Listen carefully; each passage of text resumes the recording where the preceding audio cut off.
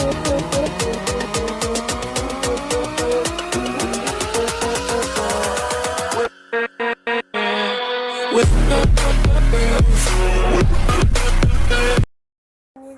বিয়া হৈ আহে,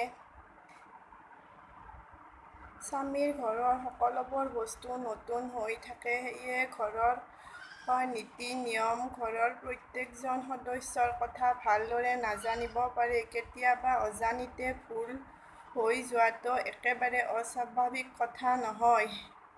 তেওঁ ভুল কৰিলে সকলো বস্তুতে তেওঁৰ ওপৰত জঁপিয়াই নপৰিব। নমস্কাৰ, অন্য এটা ভিডিঅ'লৈ স্বাগতম জনাইছোঁ। আজি এটা গুৰুত্বপূৰ্ণ বিষয়ৰ ওপৰত আলোচনা কৰিবলৈ ওলাইছোঁ। বিষয়টো হৈছে শাহু আৰু বোৱাৰীৰ সম্পৰ্ক।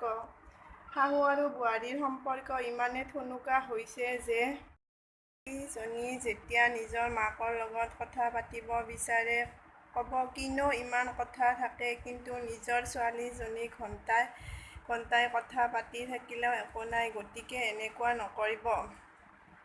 আপুনিওতো এগৰাকী নাৰীয়ে নাৰীৰ মৰ্যাদা যদি বুজি নাপায় কোনে পাব? আপোনাৰ যেনেদৰে ছোৱালীজনীৰ লগত কথা পাতিবলৈ মন যায়, তেনেদৰে আন এগৰাকী মাতৃৰো নিজৰ জীয়েকৰ লগত কথা পাতিবলৈ মন যায়। তেতিয়া নিজৰ ছোৱালীজনীক শাহু-শহুৰে বেয়া ব্যৱহাৰ কৰিব, স্বামীয়ে মাৰপিট কৰিব, তেতিয়া ক'ব ছোৱালীজনীৰ ঘৰখন একেবাৰে বেয়া, ভাল ঘৰ নাপালে। কিন্তু নিজৰ বোৱাৰীজনীক যদি তিতা কথা শুনাই স্বামীয়ে মাৰপিট কৰে, তেতিয়া ক'ব মতাৰ কথা নুশুনিলেতো মাৰ খাব লাগিবই। বোৱাৰীজনীক ছোৱালী বুলি ভাবক। যদিহে আপুনি ভাবিছে নিজৰ কলিজাৰ টুকুৰাটো আন কাৰোবাক দিছোঁ, তেন্তে আপোনাকো এজনী মাতৃয়ে নিজৰ কলিজাৰ টুকুৰাটো আপোনালোকক দিছে। বোৱাৰীজনী যেতিয়া গৰ্ভৱতী হৈ থাকে, কিছুমান শাহু মাকে কয় ঘৰৰ কাম বন ভালদৰে কৰিবি, ঘৰৰ কাম বন ভালদৰে কৰি থাকিবি, তেতিয়াহে নৰ্মেল ডেলিভাৰী হ'ব। কিন্তু নিজৰ জীয়েকৰ ক্ষেত্ৰত ওলোটাটো হয়। নিজৰ জীয়েকে যেতিয়া গৰ্ভৱতী হৈ থাকে, তেতিয়া ছোৱালীজনী ঘৰলৈ লৈ আনো, তাই অলপ দুৰ্বল, তাই নৰ্মেল ডেলিভাৰী কৰিব নোৱাৰিব। তেনেকুৱা কৰিলে বোৱাৰীজনী জানো আপোনাক বেয়া নাপাব? তেনেকুৱা কৰিলে আপোনাৰ সম্পৰ্ক ঠুনুকা হৈ পৰিব। কেতিয়াবা কিছুমান লোকৰ ক্ষেত্ৰত বোৱাৰীজনীৰ বেয়া হোৱাৰ মূল কাৰণ হৈছে শাহু-শহুৰ। কেনেকৈ জানেনে? শাহু-শহুৰে নিজৰ বোৱাৰীজনীক যেনেকুৱা বনাব তেনেকুৱাই হ'ব, যেনেকুৱা সংস্কাৰ দিব তেনেকুৱাই হ'ব। যেনেদৰে পিতৃ-মাতৃৰ ল'ৰা-ছোৱালী ভাল বনোৱা, ভাল সংস্কাৰ দিয়া দায়িত্ব থাকে, তেনেদৰে নিজৰ বোৱাৰীজনীকো ভাল বনোৱা, ভাল সংস্কাৰ দিয়া আপোনাৰ দায়িত্ব থাকে। কিয়নো আপোনাৰ ছোৱালীৰ নিচিনা বোৱাৰীজনীও কাৰোবাৰ ঘৰৰ ছোৱালী নহয় জানো? এটা কথা জানেনে? এই যে শাহু আৰু বোৱাৰীৰ মাজৰ যুদ্ধখনত অতিকৈ বেছিকৈ কোনে কষ্ট পায়? শাহুগৰাকী নিজৰ পুত্ৰ আৰু বোৱাৰীগৰাকী নিজৰ স্বামীয়ে।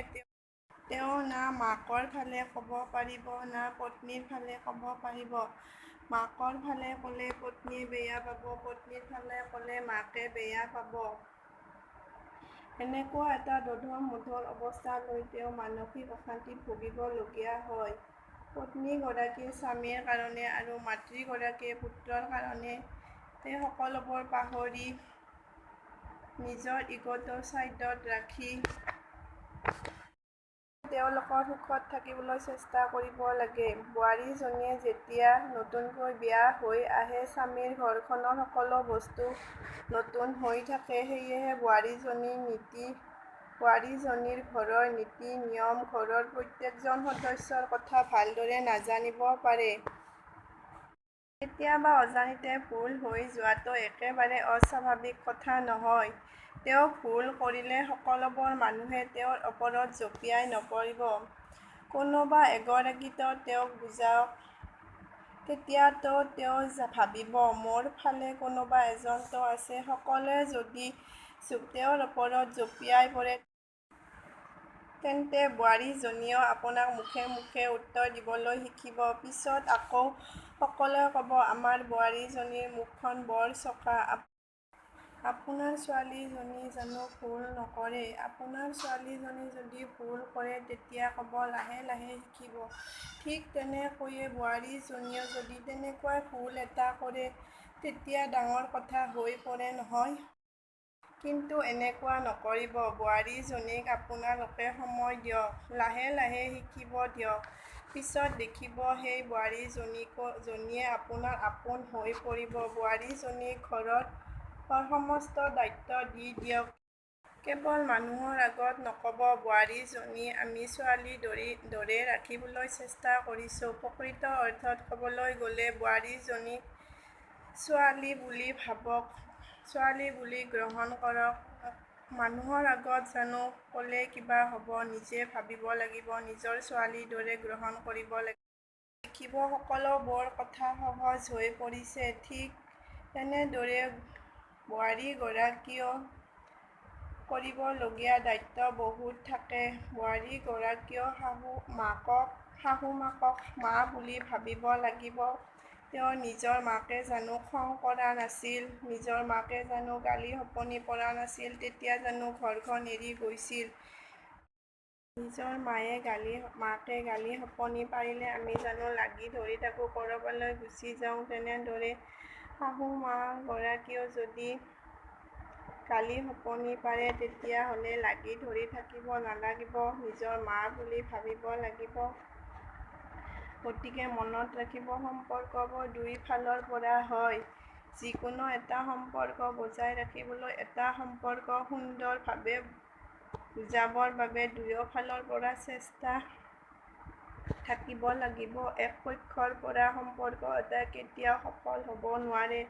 দুয়ো পক্ষৰ পৰা সহযোগ লাগিব। সেয়েহে শাহু-বোৱাৰীৰ সম্পৰ্কটো দুয়ো ফালৰ পৰা মিলা প্ৰীতি থাকিলেহে শাহু-বোৱাৰীৰ সম্পৰ্ক মজবুত হয়।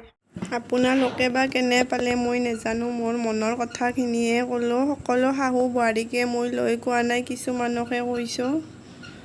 আজিলৈ ইমানেই।